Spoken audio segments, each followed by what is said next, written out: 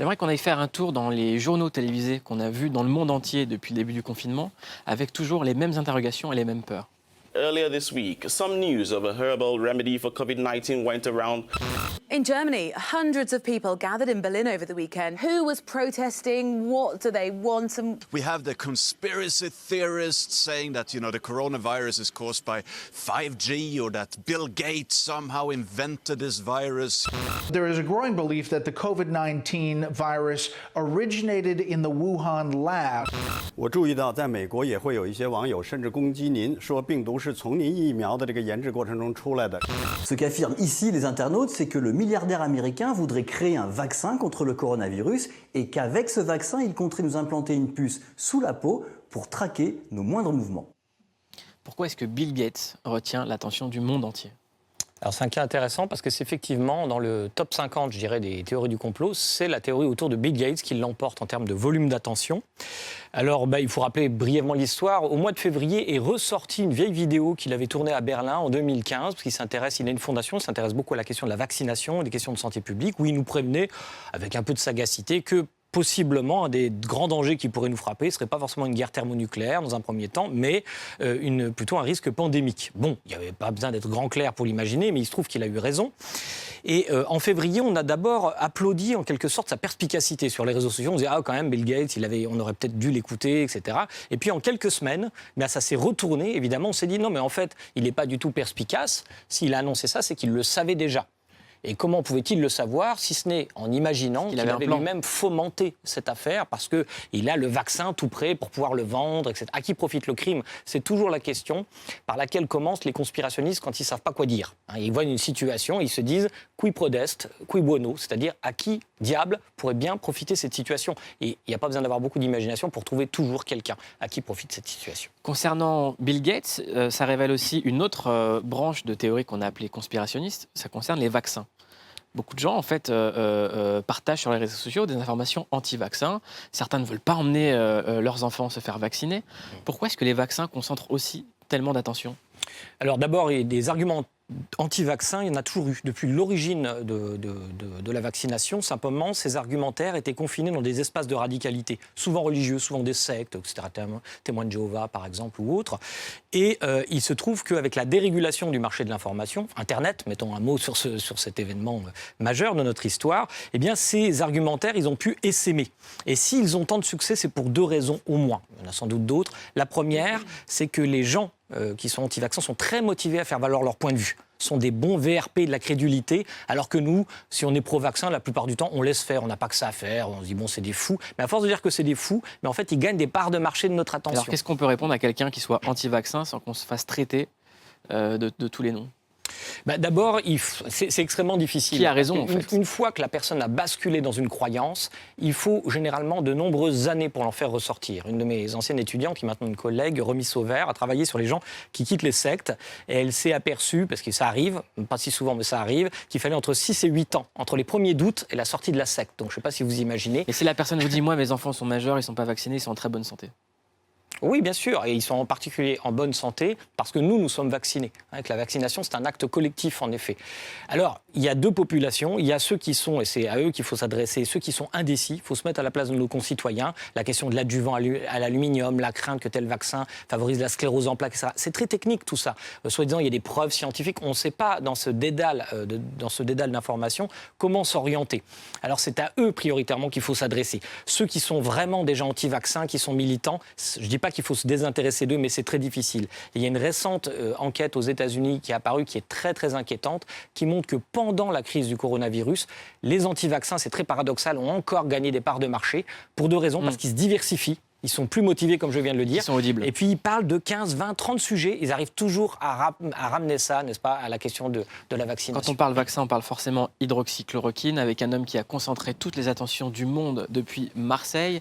C'est Didier Raoult. Et Didier Raoult a dit quelque chose qui m'a interpellé sur la chaîne I24 Je News. suis désolé pour les médias traditionnels, mais je pense que les médias traditionnels sont en train de rentrer en conflit frontal avec les réseaux sociaux, et YouTube, par exemple, comme chaîne d'information. Moi, je dois dire que la plupart du temps, les informations sont de meilleure qualité sur YouTube que sur les médias. la plupart du temps, les informations sont de meilleure qualité sur YouTube que sur les médias. Ça fait penser à Donald Trump. Oui, là, je crois que c'est la consternation que doit nous inspirer une déclaration de cet ordre. D'abord, il ne connaît pas le sujet. Là, il sort complètement de son domaine d'expertise, il faut bien le dire. Mais au même titre que moi, je ne connais pas le sujet, je ne pourrais pas critiquer le Dr Raoult. Je ne suis pas virologue, j'y connais rien. Oui, tout à fait. D'ailleurs, c'est très amusant, ce sondage qui a été fait auprès des Français pour savoir si l'hydrochloroquine était efficace ou pas. Moi, je me situais dans les 20% qui n'auraient pas répondu oui ou non, j'en sais rien, on verra. Mais 80% des Français avaient l'impression de savoir. Donc, en fait, le professeur Raoult, il a l'impression de savoir un certain nombre de choses qui relèvent aussi de la science, mais c'est plutôt de la sociologie ou des sciences de la communication ou de l'information. Alors qu'est-ce qu'on doit répondre à quelqu'un qui nous dit la vérité est sur YouTube et pas sur les médias traditionnels? Déjà des chiffres, et notamment pour la question de la Covid-19, eh bien il y a des gens qui ont travaillé, qui ont regardé les supports qu'on trouve sur YouTube, et il y a à peu près au moins un quart des informations qui sont totalement fausses. Et là-dedans, pêle-mêle, il n'y a pas que du conspirationnisme, il y a des choses qui sont parfaitement fausses. Il faut aussi rappeler que sur le milliard d'heures vues chaque jour sur YouTube, chaque jour il y a 1 milliard d'heures de vidéos qui sont vues, 70% en fait sont les conséquences des suggestions que fait YouTube. Donc en fait YouTube vous enferme dans ce qu'on appelle une chambre d'écho, et on sait qu'il met souvent, même si faut dire que c'est une bulle cognitive. Ils ont essayé de faire un peu le ménage, etc. Ça va un peu mieux que par le passé, mais malgré tout, on trouve en tête de rayon. Quand vous ne savez pas quoi acheter dans un supermarché, il est évident que l'achalandage, ce qui est en tête de gondole, va peut-être avoir un effet. C'est pas que vous êtes stupide, mais quand vous êtes indécis, justement, vous allez avoir tendance statistiquement à aller vers tel ou tel type de proposition. Beaucoup de monde a cherché remède chloroquine pour tomber sur ce genre de vidéo. Un autre personnage qui a émergé, c'est le président malgache.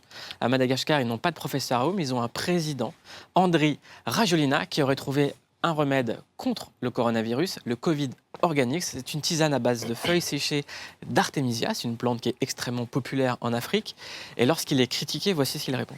Si ce n'était pas Madagascar, mais si c'était un pays européen qui aurait découvert en fait ce remède, est-ce qu'il y aurait autant de doutes? Je ne pense pas. Moi, je pense que le problème, c'est que ça vient d'Afrique. Et on ne peut pas admettre, on ne peut pas accepter qu'un pays comme Madagascar, qui est le 63e pays le plus pauvre du monde, ait mis en place, en fait, ce formule, ce timbave pour sauver le monde. Rappelle qu'aucune efficacité scientifique n'a été prouvée, l'inverse non plus, on ne sait pas si c'est efficace ou pas. L'OMS multiplie les mises en garde et craint même qu'il y ait des effets secondaires. La question qu'on a à se poser, c'est l'argument de c'est parce que ça a été créé en Afrique qu'on ne veut pas en parler. Quel effet ça a sur la population? Il a peut-être en partie raison. C'est-à-dire qu'il y a des stéréotypes, pourquoi pas continentaux, qui vont faire qu'une information qui vienne d'un continent ou d'un autre, on va peut-être la prendre a priori moins au sérieux. Mais c'est pas parce qu'il peut avoir raison sur cette partie qu'il faut prendre très au sérieux la proposition qu'il fait. Cette proposition, elle doit, après tout, pourquoi pas être testée, comme les autres, comme l'hydrochloroquine, mais elle doit l'être avec méthode. C'est pas parce que ça vient d'Afrique qu'il faut disqualifier cette proposition, mais c'est pas parce que ça vient d'Afrique qu'il faut l'applaudir non plus a priori. La disqualification vient aussi du côté de l'OMS. Beaucoup de gens ne font plus confiance à l'OMS. Alors, Donald Trump, notamment, a passé son temps à tirer à boulet rouge sur l'OMS. Et ça, c'est un grand malheur, parce que ce que montre cette pandémie, c'est que nous avons besoin de coordination internationale. Nous avons manqué de coordination internationale. La source d'information qui venait de Chine était peut-être pas si claire, je dirais, transparente qu'on l'a cru. Ça nous a conduit à prendre des décisions, peut-être à sous-anticiper en quelque sorte le problème pandémique. Donc sans doute que l'OMS n'est pas, disons, elle peut être la cible d'un certain nombre de critiques, mais ce que je vois, c'est que surtout un objet géopolitique puissant, parce que pendant que les États-Unis retirent leurs subventions, la Russie, au contraire, essaye de soutenir, et plus encore la Chine. Donc ne laissons pas un pays, la Chine, la Russie ou un autre pays, faire main basse sur la coordination internationale de la santé. Inventons des institutions publiques, et pas seulement d'ailleurs dans le domaine de la santé, dans le domaine de l'écologie, enfin dans tous les domaines qui finalement dépassent les nations.